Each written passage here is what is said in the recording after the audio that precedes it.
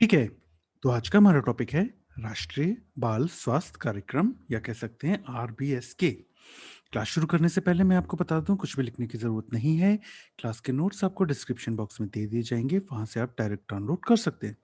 तो शुरू करते हैं हमारा अगला टॉपिक, दैट इज आरबीएसके या कहना चाहिए राष्ट्रीय बाल स्वास्थ्य कार्यक्रम। ठीक। तो फिर से वही पूछोगे कि भैया ये किस में आएगा? तो ज़्यादातर जगह पे आरबीएसके या राष्ट्रीय बाल स्वास्थ्य कार्यक्रम आपको नेशनल हेल्थ प्रोग्राम से मिल जाएगा। मगर जैसे कि मैंने कहा कि मैं नेशनल हेल्थ प्रोग्राम्स को तोड़ता हूँ, उसके बाद जो उनकी सही जगह है वहाँ पे उनको रख देता हूँ, तो एक साथ बहुत सारे प्रोग्राम आप नहीं पढ़ोगे तो टफ नहीं लगेगा।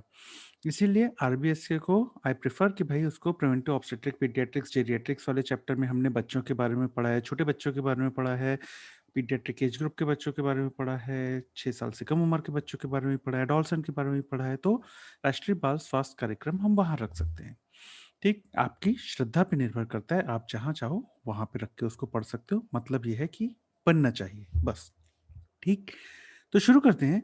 राष्ट्रीय बाल स्वास्थ्य कार्यक्रम अब भाई कब आया था? तो 2013 में आया था। सवाल ये है कि इसके टारगेट ग्रुप क्या होते हैं? तो बाल यानी बच्चे। अब वो बच्चे कब से कब तक के हैं? तो याद रखना, पहली चीज 0 से 6 साल तक के बच्चे और उसके बाद 6 से 18 साल तक के बच्चे। सीधा सा फंडा है यार। बच्चे, बाल यानी बच्चे। तो बच्चे कब नहीं होते हैं? बच्चे बच्चे जब 18 साल के हो जाते हैं तो वो अडल्ट कहला जाते हैं। 18 से कम वाले बच्चे होते हैं। तो उन्हीं बच्चों को 0 to 6 में और 6 to 18 में कर दो, खत्म बात, समझ गए? तो ये तो हो गया टारगेट ग्रुप। अब 0 to 6 ईयर वाले जो ग्रामीण क्षेत्रों में या रूरल एरिया में और शहरी स्लम्स में, यानी कि जो शहर होता है या अर्बन एरिया होता है उसमें जो स्लम्स एरिया होते हैं वहां पे रहने वाले बच्चे जो हैं वो मेन टारगेट हैं इसके। उसके अलावा जो 6 से 18 साल के बच्चे हैं ना, वो कौन है? ये 6 से 18 साल के वो बच्चे हैं जो सरकारी अस्पतालों में कुछ बीमारियां या डिफिकल्टीज या डिसेबिलिटीज या डिजीजेस लेके आते हैं। कौन कौन सी डिजीजेस हैं, किस तरह की डिसेबिलिटीज हैं, वो हम देखेंगे आगे। मगर याद रखना, टारगेट ग्रुप में दो लोग आते हैं। एक तो 6 साल से कम उम्र के सारे बच्चे गांव वाले, प्लस जो अर्बन स्लम्स हैं वो वाले, और 6 से 18 साल के बच्चे जो सरकारी अस्पतालों में हमने जो 34 बीमारियों की लिस्ट बनाई है उनमें से कोई सी चीज लेके आते हैं। अब मेन इसका उद्देश्य क्या है, क्यों हमने आरबीएसके को बनाया था? ये जो आरबीएसके है ना, इसका मुख्य उद्देश्य है बच्चों की हेल्थ की स्क्रीनिंग करना और जितनी जल्दी हो सके उनको इंटरवेंशन सर्विसेज देना, और वही उसका एक्चुअली नाम भी है, child health screening and early intervention services program, जो कि एनआरएचएम के तहत किया जाता है। हम नेशनल हेल्थ प्रोग्राम में जब एनएचएम पढ़ेंगे उसमें एनआरएचएम पढ़ेंगे, उसके अंदर हम इसको देखेंगे। मगर अभी जो आपको जानकारी चाहिए दैट इज कि भाई इसको चाइल्ड हेल्थ स्क्रीनिंग और अर्ली इंटरवेंशन सर्विसेज प्रोग्राम कहते हैं। क्यों? क्योंकि हम ना बच्चों की हेल्थ से रिलेटेड स्क्रीनिंग करेंगे और अगर हो सका तो उनको इंटरवेंशनल सर्विसेज या उसके सुधार करने के लिए जितनी भी सर्विसेज हैं वो भी प्रोवाइड कराएंगे। और इन दोनों को मिला के बनता है child health screening and early intervention services program या राष्ट्रीय बाल स्वास्थ्य कार्यक्रम। अब हमने कहा कि बीमारियों से बचाएंगे या बीमारियों को स्क्रीन करके ढूंढ के निकालेंगे और उनको मैनेज करेंगे, तो वो बीमारियां हैं कौन सी? तो हम जो अर्ली डिटेक्शन एंड मैनेजमेंट करते हैं ना, वो 4 Ds का करते हैं। 4 डी याद रखने, डी। अब ये डी क्या होता है? एक डी होता है डिफेक्ट एट बर्थ, एक डी होता है डिजीजेज ऑफ चाइल्डहुड, एक डी होता है डेफिशिएंसीज, और एक डी होता है डिसेबिलिटीज एंड डेवलपमेंटल डिलेज। ये 4 Ds हैं और इन 4 Ds के अंदर करीब 34 बीमारियां हैं। इन 34 बीमारियों के लिए आरबीएसके के तहत सर्विसेज दी जाती हैं और इन 34 बीमारियों कोशिश की जाती है कि इन 34 बीमारियों को जितनी जल्दी हो सके उतनी जल्दी ढूंढा जा सके और उनको मैनेज किया जा सके। ठीक। तो क्या याद रखना है कि 4 डीज़, 1 डी होता है डिफेक्टेड एट बर्थ, यानी कि बच्चा जब पैदा होता है तभी से बर्थ डिफेक्ट कुछ लेके पैदा होता है, उनके लिए। सेकंड है डिजीज़ेज़ ऑफ चाइल्डहुड, यानी कि बचपन में होने वाली बीमारियाँ, वो भी हम देखेंगे कौन-सी। तीसरी है जो बच्चों में काफ़ी कॉमन पाई जाती है, दैट इज़ डेफिशिएंसीज़, अलग-अलग डेफिशिएंसीज़ होती है, एनीमिया, आयरन की, विटामिन ए, विटामिन डी की, ये सब देखेंगे। उसके बाद डिसेबिलिटीज़ या डेवलपमेंटल डिलेज़ क्या होता है? डेवलपमेंटल माइलस्टोन्स, इस पे हमने एक अलग वीडियो बनाया हुआ है। यही preventive medicine, obstetric, paediatrics and geriatrics वाली प्लेलिस्ट में आप देख सकते हो, डेवलपमेंटल माइलस्टोन्स वाला। तो ये भी हम देखेंगे, ठीक? तो ये 4 डीज़ हैं। अब इन 4 डीज़ के अंदर वो 34 बीमारियाँ कौन-सी हैं? सबसे पहले आता है defect at birth. Defect at birth में करीब आपके पास 9 बीमारियाँ हैं। वही है कि भई पैदा होते ही साथ बहुत सारी हैं। अब बहुत कंजेनाइटल कैटरैक्ट हो सकता है, कंजेनाइटल डेफनेस है, कंजेनाइटल हार्ट डिज़ीज़ है। उसके अलावा भी जो मोस्ट कॉमन डिज़ीज़ है ना, क्लब फुट हो गया, क्लेफ्ट पैलेट, क्लेफ्ट लिप, उसके अलावा रेटिनोपैथी भी हो सकती है प्रीमैच्योरिटी पे। तो ये सारी आपकी डिफेक्ट एट बर्थ आ जाएँगी। उसके अलावा अगर हम बात करें कि भाई डिजीज़ेज़ ऑफ चाइल्डहुड, तो बचपन में जो बच्चों में ज़्यादातर पाई जाती हैं बीमारियाँ, हम में, तुम में, सब में पाई गई होंगी, दैट इज़ डेंटल कैरीज़, खूब चॉकलेट खाओगे तो ओटाइटिस मीडिया, उसके अलावा rheumatic heart disease, reactive airway disease, scabies, eczema, fungal infection, convulsive disorders, ये सब भी बच्चों में कई बार पाई जाती हैं। तो इनको जल्दी से जल्दी ढूँढ के निकालना है और उनको मैनेज करना है अंडर आरबीएस के। उसके बाद आती हैं डेफिशिएंसीज़। डेफिशिएंसीज़ में जैसे आयरन की डेफिशिएंसी हो जाए तो एनीमिया, विटामिन ए डेफिशिएंसी हो जाए तो आपको ज़ेरोप्थेल्मिया, बिटेट स्पॉट वगैरह देख के निकालना है। विटामिन डी डेफिशिएंसी हो जाए तो रिकेट्स हो जाएगा, तो उसको भी जितनी जल्दी हो सके ढूँढ के निकालना है। सैम के बच्चों को जितनी जल्दी हो सके आप पता लगा लो, ढूँढ के निकालो और उनका मैनेजमेंट शुरू कर दो। और गाइटर या आयोडीन डेफिशिएंसी डिसऑर्डर्स भी हैं, तो उनको भी जितनी जल्दी हो सके ढूँढ के निकालो और उनका मैनेजमेंट शुरू करो अंडर आरबीएस के। तो इन सारी बीमारियों के लिए भी हमको स्क्रीनिंग करनी है और अगर मिल जाते हैं तो उनका मैनेजमेंट करना है। फिर चौथे नंबर पे आता है डिसेबिलिटीज़ एंड डेवलपमेंटल डिलेज़। अब बहुत सारी हैं डिसेबिलिटीज़ में तो। डिसेबिलिटी क्या होती है? हमने पढ़ा था, इनफैक्ट हमने पढ़ा है कि भाई इम्पेयरमेंट क्या होता है, डिसेबिलिटी क्या होता है, हैंडीकैप क्या होता है। ये concept of health and disease वाला जो चैप्टर है, वहाँ पे हमने डिस्कस किया है, आप जाके देख सकते हैं। तो डिसेबिलिटीज़ में बहुत सारी विज़न इम्पेयरमेंट हो सकता है, देखने में प्रॉब्लम, हियरिंग इम्पेयरमेंट हो सकता है, सुनने में परेशानी, न्यूरोमोटर इम्पेयरमेंट हो सकता है। उसके अलावा याद है हमने डेवलपमेंटल माइलस्टोन्स पढ़े थे, तो उसमें भी डिले हो सकता है। डेवलपमेंटल माइलस्टोन में language delay, cognitive, behaviour, learning disorder हो सकते हैं। एडीएचडी काफ़ी पाया जाता है आजकल बच्चों में, तो एडीएचडी हो सकता है, congenital hyperthyroidism, sickle cell anaemia, thalassaemia, ये सारी डिसेबिलिटीज़ और डेवलपमेंटल डिलेज़ हैं, जिनको हमको देखना है, ढूँढ के निकालना है और अगर मिल जाता है तो मैनेज करना है।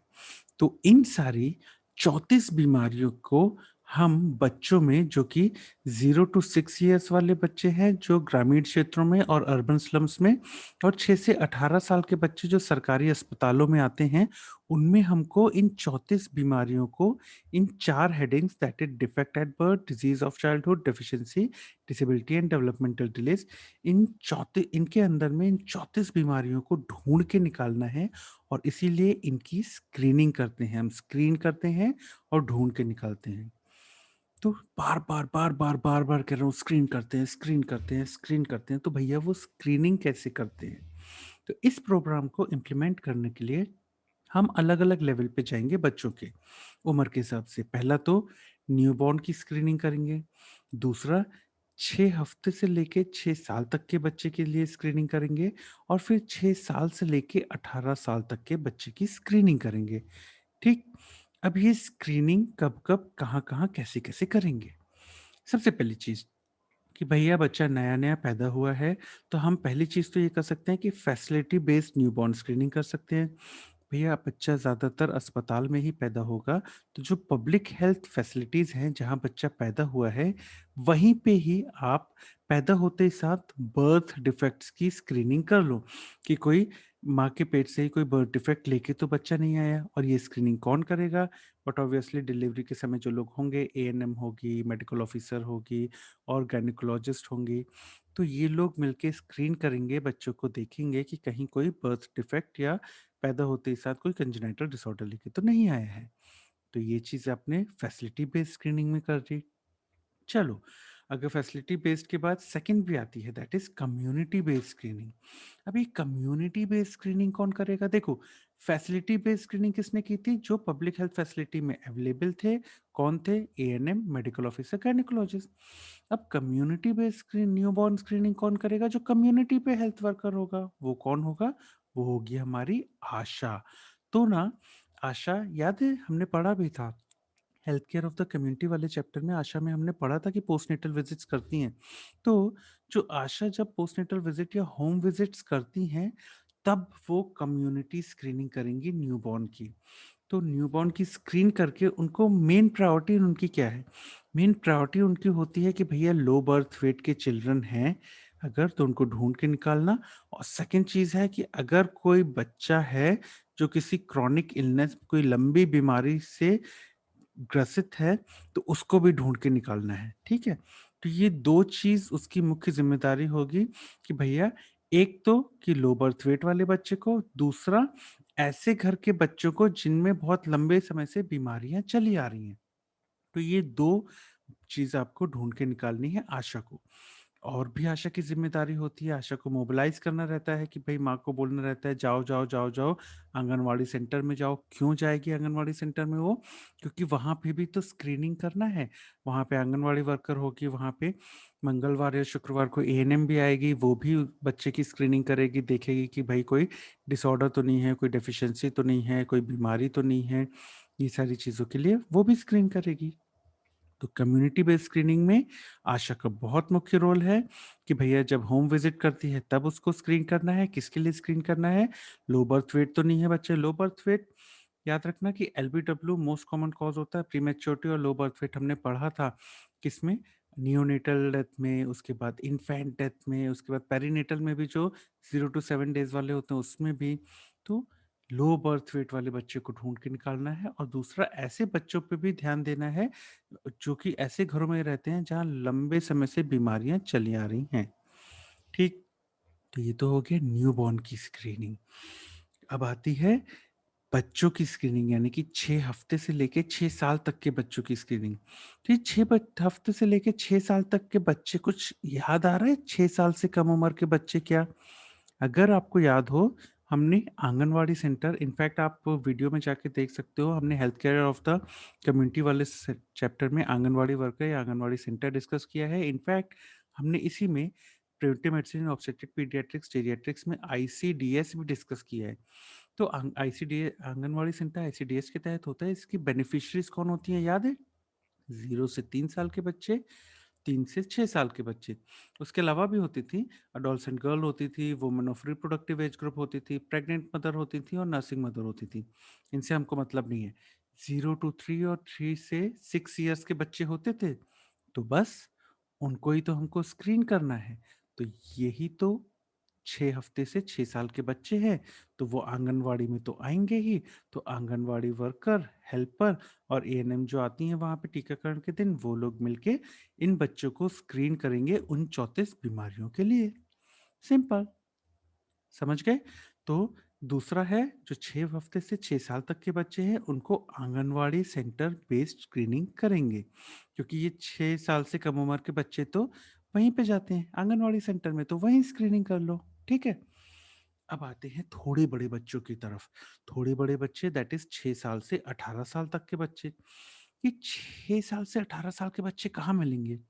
ये हमको स्कूल में मिलेंगे, ठीक है? तो हम जो 6 साल से 18 साल तक के बच्चों की स्क्रीनिंग करते हैं, वो government aided school based screening करते हैं।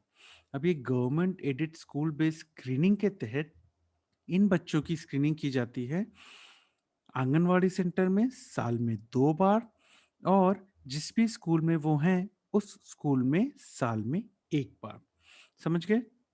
तो 6 साल से 18 साल के बच्चे हमको स्क्रीन करने हैं आंगनवाड़ी सेंटर में बुला के साल में 2 बार, और जिस स्कूल में भी वो हैं, उसमें साल में 1 बार।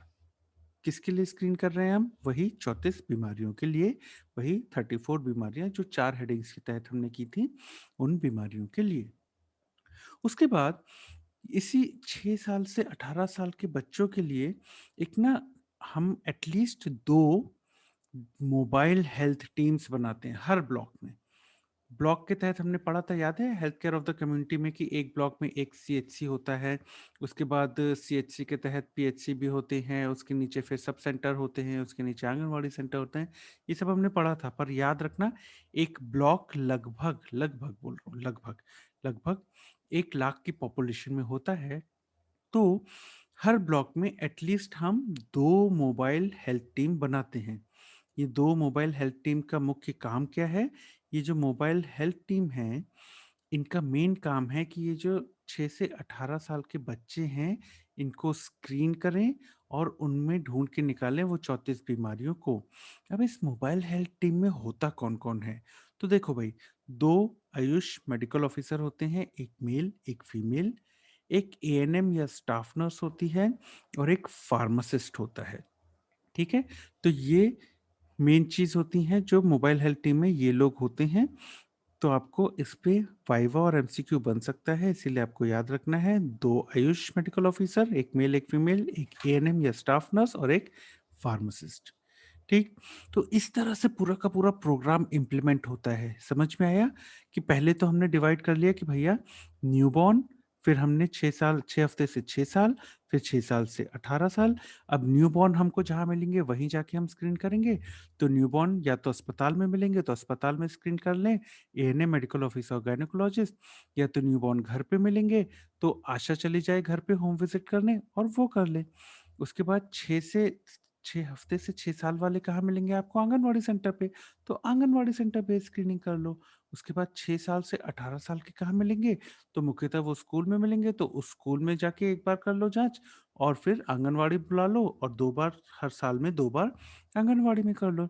इसके अलावा 2 मोबाइल हेल्थ टीम भी हर ब्लॉक में बना दो, जिसमें 2 आयुष हो, 1 एएनएम हो, 1 फार्मासिस्ट हो, वो लोग भी स्क्रीनिंग कर लें इन 34 बीमारियों के लिए। समझ गए? तो इतनी चीज़ें तो एटलीस्ट आपको आरबीएस के राष्ट्रीय बाल स्वास्थ्य कार्यक्रम में पता होनी चाहिए, ठीक? अगर मैं बात करूँ सवाल की, तो ये ना आरबीएस के ऐसा क्वेश्चन है कि हर 2-3 साल में आता रहता है। तो थ्योरी एग्ज़ाम में बात करूँ, तो आपको शॉर्ट नोट आ सकता है आरबीएस के पे, तो पता होना चाहिए।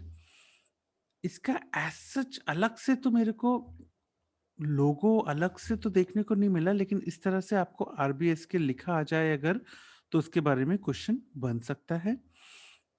अगर मैं बात करूँ वाइवा के सवाल की, तो वाइवा का पहला क्वेश्चन आपका कि भैया टारगेट ग्रुप क्या है?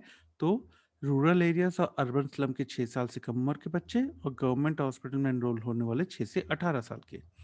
दूसरा वाइवा का क्वेश्चन, इस प्रोग्राम का क्या बोलोगे आप? Child health and early intervention services program. देखो यहाँ पे भी जो इन लोग का मॉड्यूल होता है सरकार का, उसमें भी लिखा हुआ है child health screening and early intervention services under NRHM. ठीक, किसके तहत आता है? तो वही ministry of health and family welfare और फिर एनएचएम। ठीक, तो ये चीज़ आपको याद रखनी है वाइवा के लिए। वाइवा के लिए बहुत इंपॉर्टेंट 4 डीज, कि भाई ये 4 डीज के नाम तो आपको याद रखने हैं: defect at birth, disease of childhood, deficiencies और डिसेबिलिटी एंड डेवलपमेंट। उसके अलावा एक बहुत इंपॉर्टेंट चीज़ कि कितनी बीमारियां हैं, करीब 34 कंडीशंस हैं, ये भी वाइवा के लिए इंपॉर्टेंट। अब ना कई लोग मेरे से पूछते हैं सर ये बीमारियों को कैसे याद करें? भाई देखो, सच ये है, ऐसे ही याद है, ये ऐसे ही ईएसआई में भी सिकनेस बेनिफिट के तहत थे कि भैया वो इतनी सारी बीमारियां याद कैसे करें सर, नाम वो 10 कैटेगरीज में करने के बाद। मैं ये कहूँगा, अगर याद होती हैं तो बहुत अच्छा है, नहीं होती हैं तो कोई बात नहीं, एटलीस्ट ये 4 नाम तो याद रख लेना कि भैया defect at birth, deficiencies, diseases of childhood और डिसेबिलिटीज एंड डेवलपमेंटल डिलेज। ठीक है? और उसके बाद ना थोड़ी-थोड़ी जो मोस्ट कॉमन है ना, जैसे कि cleft lip, cleft palate, cleft foot, उसके बाद vitamin A deficiency, anaemia, Sam, उसके बाद आप motor delay, language delay, cognitive delay, उसके बाद फिर एडीएचडी वगैरह। ये ना मोस्ट कॉमन एक बार याद कर लेना, क्यों? क्योंकि वाइवा में थोड़ा और पूछ लिया तो थोड़ा-सा और बता देंगे। देखो, मुझे लगता है एग्ज़ामिनर भी नहीं सोचता कि आपको पूरी की पूरी 34 याद रहेंगी। याद हो जाए तो बहुत ही अच्छी बात है, नहीं हो तो थोड़ी-थोड़ी तो कर लेना वाइवा के लिए, ठीक है? बाकी आपकी श्रद्धा पे निर्भर करता है। उसके बाद अगर मैं बात करूँ प्रोग्राम इम्प्लीमेंटेशन में, तो भाई साहब वाइवा का बहुत इंपॉर्टेंट क्वेश्चन कि आशा की फैसिलिटी बेस्ड न्यूबॉर्न केयर कौन करेगा और कम्युनिटी बेस्ड न्यूबॉर्न केयर कौन कर देगा? तो facility based but obviously ANM, MO, मैकेनिकोलॉजिस्ट और कम्युनिटी बेस्ड आशा। उसके बाद 6 हफ्ते से 6 साल के बच्चे कहाँ पे उनको स्क्रीन करोगे? तो उनके लिए आंगनवाड़ी सेंटर बेस्ड स्क्रीनिंग है और 6 साल से 18 साल वाले बच्चों के लिए government aided school based screening है। ये जो येलो से है ना, इनके नाम याद रखना, वाइवा के लिए बहुत इंपॉर्टेंट है। फैसिलिटी बेस्ड न्यूबॉर्न स्क्रीनिंग और कम्युनिटी बेस्ड न्यूबॉर्न स्क्रीनिंग। आपसे वाइवा में ये भी पूछ लिया जाता है, न्यूबॉर्न के लिए किस तरह की स्क्रीनिंग करोगे? तो फैसिलिटी बेस्ड और कम्युनिटी बेस्ड। फिर आपसे पूछ लिया जाता है कि 6 हफ्ते से 6 साल के लिए कौन-सी स्क्रीनिंग करोगे? तो आंगनवाड़ी सेंटर बेस्ड। और फिर पूछ लिया जाता है कि 6 साल से 18 के लिए कौन-सी? तो आप बोलोगे government aided school based screening. फिर वाइवा का क्वेश्चन है कि भाई आंगनवाड़ी सेंटर में कितनी साल में कितनी बार और स्कूल में कितनी बार? फिर अगला क्वेश्चन है कि भैया मोबाइल हेल्थ टीम जो है उसके अंदर कौन-कौन है और एक ब्लॉक में कितनी? तो एक ब्लॉक में करीब 2 मोबाइल हेल्थ टीम होती हैं। समझ गए? तो इसके बाद आता है कि भैया एमसीक्यूज़ क्या-क्या बन सकते हैं? तो एक एमसीक्यू तो यही बन सकता है, आपको आरबीएसके दे दिया ऐसा, उसके बाद बोला कि भई ये क्या है बताओ, इमेज बेस्ड क्वेश्चन दे सकते हैं, तो भई इस पे बन सकता है। आपको एमसीक्यू जितने भी अंडरलाइन पार्ट मिलेंगे हमारे नोट्स और स्लाइड्स में, वो सभी एमसीक्यूज़ हो सकते हैं पीजी एंट्रेंस एग्ज़ाम के लिए, तो उनको आप पढ़ सकते हैं, उनको याद रखना, जितने भी अंडरलाइन्ड है वो या तो पूछे गए हैं या पूछे जा सकते हैं एमसीक्यूज़ के तौर पे। तो टारगेट ग्रुप पूछा जा सकता है आपको 0 टू 6 और 6 टू 18। 4 डीज़ पूछे जा सकते हैं, तो 4 डीज़ के नाम आपको एमसीक्यूज़ के लिए याद होने चाहिए। ये 34 कंडीशन, तो कितनी कंडीशंस है ये पूछा जा सकता है एमसीक्यूज़ में, तो 34 कंडीशंस हैं। फिर आपसे एमसीक्यू ये बन सकता है कि भैया कम्युनिटी बेस्ड स्क्रीनिंग कौन करेगा? तो आशा करेगी, इस पे एमसीक्यू बन सकता है। उसके बाद एमसीक्यू आपसे ये बन सकता है कि भैया गवर्नमेंट एडेड स्कूल बेस्ड है, तो आंगनवाड़ी सेंटर में साल में कितनी बार और स्कूल में साल में कितनी बार आपको government aided school based screening करानी है। उसके अलावा आपसे ये पूछा जा सकता है कि मोबाइल हेल्थ टीम एक ब्लॉक में कितनी बन सकती हैं और एक मोबाइल हेल्थ टीम में कितने लोग होते हैं? तो 2 आयुष, 1 एएनएम, 1 फार्मासिस्ट, ये भी आपको एमसीक्यू बन सकता है। ठीक है? तो इतनी चीज़ें हैं जो आपको आरबीएस के, ये कहना चाहिए, राष्ट्रीय बाल स्वास्थ्य कार्यक्रम में पता ही होनी चाहिए। Thank you.